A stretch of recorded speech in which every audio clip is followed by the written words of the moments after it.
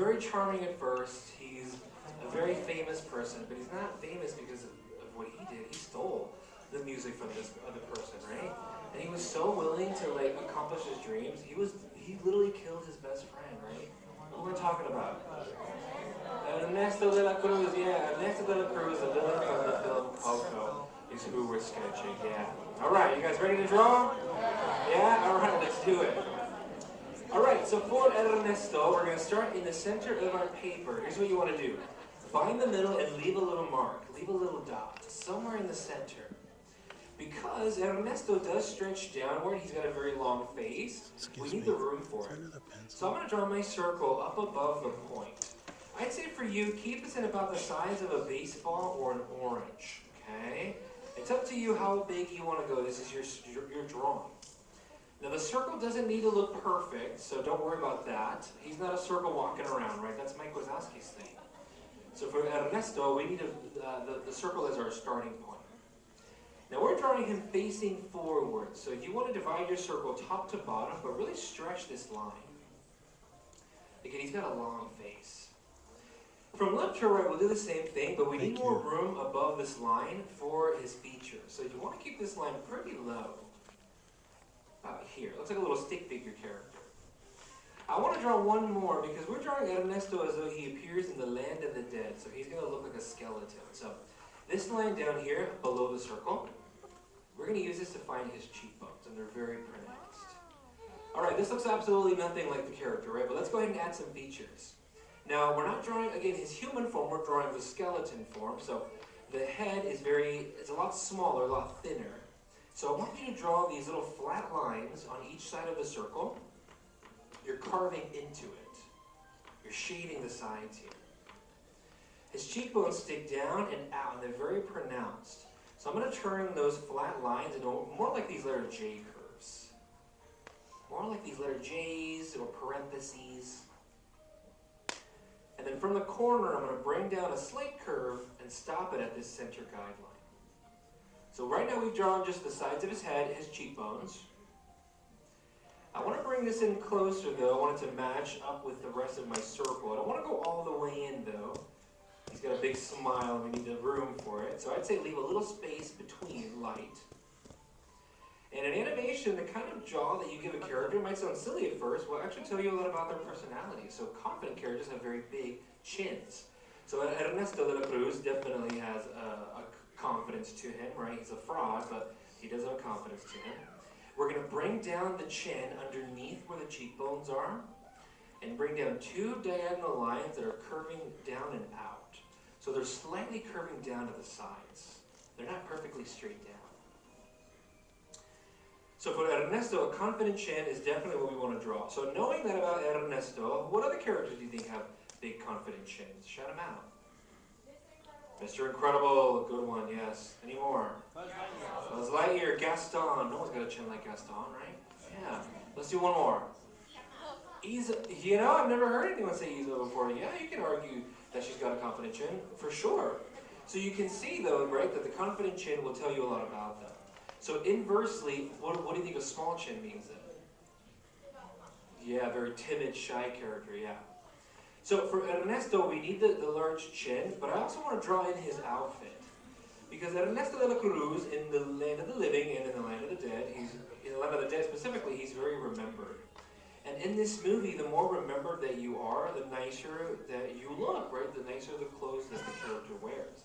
So Ernesto de la Cruz is a renowned superstar in the movie, right, at first. So he's got the nice clothes. So we're drawing in his shoulders, two slopes on the side of his chin. For this next step, we're drawing light, but you want to keep these lines, I feel like, more lighter because he's wearing an outfit, a mariachi's outfit, essentially. And those outfits, like I mentioned, the more he's remembered, the more nicer it looks. So I want to draw two parentheses below his chin, but again, keep these very light. Because we're going to draw right over this. So two parentheses. Now, in these outfits that they wear, they're very beautiful, right? They're very adorned with a lot of motifs. So for Ernesto de la Cruz, he wears like a white silver suit, and his ribbon that we're going to draw is the one that stands out against it. So draw an upside down letter V right below his chin. And this is the line that I want to emphasize, so I'm locking this in right away. This is a line that I intend to keep. And this ribbon is going to hang in front of anything else that he wears. So on the sides of our upside down letter V, that's step one. From the bottom, I'm going to curve down, or rather up, to the sides. So we're turning it now into kind of like this upside down M. So letter V, and then connect these on the sides. And then bring them right back below the chin. To make it look more like this is fabric and not just a random line, I want to add a little bit of a tension line, just to show that the ribbon does wrap around itself at least once. And then because this is in front of his suit, I want to shade this in right away. So I'd argue and encourage you to shade this in, just so that it stands out and it's a lot easier to read. Because from here, everything else underneath the ribbon, you can go back and lock in. In other words, anything that's not being covered up will go back and darken it. Now, if you've never been here before and you've never heard that term, locking in, it just means we're darkening in the stuff we want to keep. But again, if you snuck an eraser in, you're allowed to use it, definitely. But the darker lines will do it for you, yeah. All right, we're going to move up now, and Ernesto de la Cruz, not only do his clothes appear very fancy, he himself, right, his face is also very clean. He's got a little notch right here on his chin. Somehow he has it on his skin and also on his skeleton. It's there. And then these skulls are also adorned with a lot of beautiful imagery. And to keep it simple, again, Ernesto de la Cruz, his skull is very detailed. The bottom curves look like an S shape. So the one on the left looks like a forwards S, but on the right looks like a backwards one. And in the movie it's a lot fancier than this, but we only got you for 15 minutes, so we got to get as much of it done now. As we move up, we're going to draw in his smile. Now, Ernesto de la Cruz, does anyone know who voices Ernesto? Nobody. It's Benjamin Bratt. Yeah, okay. I was a little scared there. Yes, you know who Benjamin Bratt is. He provides the voice for Ernesto de la Cruz. He also does the singing for one song. What song is it? Remember me. Yeah, he sings that song. They have another actor sing the other ones that are more sung in Spanish. Now for Ernesto, I'm drawing in a letter U connecting both cheekbones. He's got a little smile. But then I want to connect another one underneath it. I want to give him an open mouth, laughing smile. Because again, Ernesto de la Cruz was very charming at first. He looked like the character that we were going to cheer on. But plot twist. Actually, has anyone out there not seen this movie? A few? Oh my gosh, we've got some homework to do. The movie's, when did it come out? 2017, right? It's been long enough, y'all. So here comes some spoilers. Cover your ears if you don't want to hear it. But originally, Ernesto de la Cruz, it was a character that we were at least with the trailers, we were all waiting for him, right? But 10 minutes in, he literally died, right? So when he died at the very start, I was like, how are you going to kill the character that you guys were advertising for so long? But they did it for a reason, right? Because Miguel was traveling to the land of the dead because he thought he was looking for his great-great-grandpa, or is it just great-grandpa? Who he thought was Ernesto de la Cruz, but who did it turn out to be? Hector, right? Hector, yeah, he was a real great-great-grandfather. In fact, he was the one who actually wrote the music and played it too, so Ernesto really played everybody. He's got a mustache that follows the curve of his smile. I'm going to break it up in the middle, though. Two little curves. And then on the cheekbones, he also has more of this design work. It looks like a question mark on its side, though. So this one over here, I'm going to draw facing down. This one too, but this one I'm going to reverse. So think question mark. Now this Ernesto that we're drawing is the skeleton version. So his nose doesn't look like a human's nose. It's going to look like a skeletal nose. Essentially, it looks like, to me, like an upside down heart. So I draw a little triangle right below where the guidelines are meeting, and then curve in. Again, think like upside down heart. That's what we're looking for. Yeah. And then we'll shade it in. Now, Ernesto de la Cruz is in many ways, he's like a what's I'm trying to say, a twist villain, right? You don't really know or can assume that he is the bad guy, but he does end up being him. But he's not based off of bad people. He's actually inspired by real Mexican singers, Pedro Infante and Jorge Negrete. And if you look them up, you can very easily see the influence.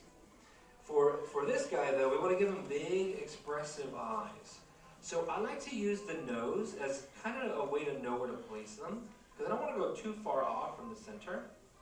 But he's going to look way too friendly at first, which is technically what we want. But I'm going to go back and lock in the eyes. He's going to look a little possessed, though, right, without any pupils. So at this step, you can draw in anything that you want in there. Maybe Ernesto is your favorite villain, or you really like this movie. You can draw a heart in there for whatever reason you want. But for me, I'm going to have him just kind of looking out at all of you. And I'm just going to draw normal circles on the insides. But you know what? Maybe you want to have him looking cross-eyed. I feel like that would be a good look for him, huh? Or just leave the eyes out entirely. Shade them in, though. Whatever shape you draw, make sure you shade them in. Ernesto Cruz made his debut here at the Oogie Boogie Bash last year. Has anyone seen him? Yeah, a few of you. He looks incredible. The makeup work, it's phenomenal. If you aren't here ever for the Halloween party, he meets over here right behind the Hyperion Theater. If you're ever interested, he looks really cool.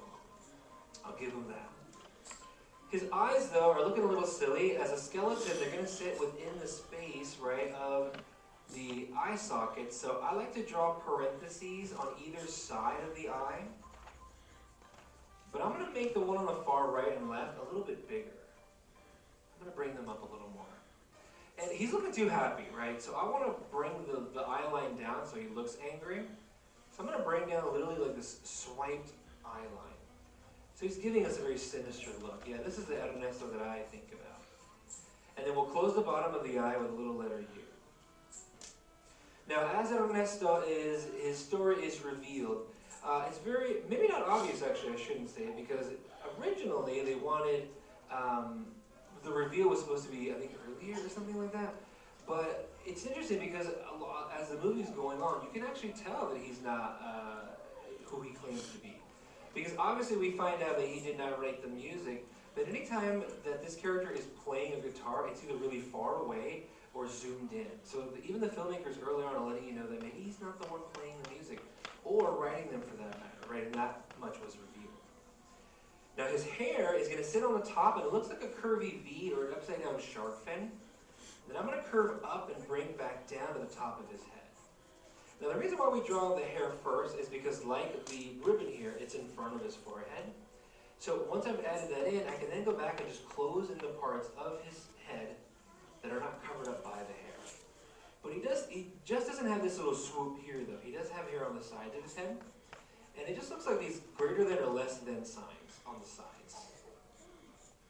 From here though, it's up to you what else you want to add for your sketches of Ernesto de la Cruz. He does have another symbol on his forehead, and they look like little commas.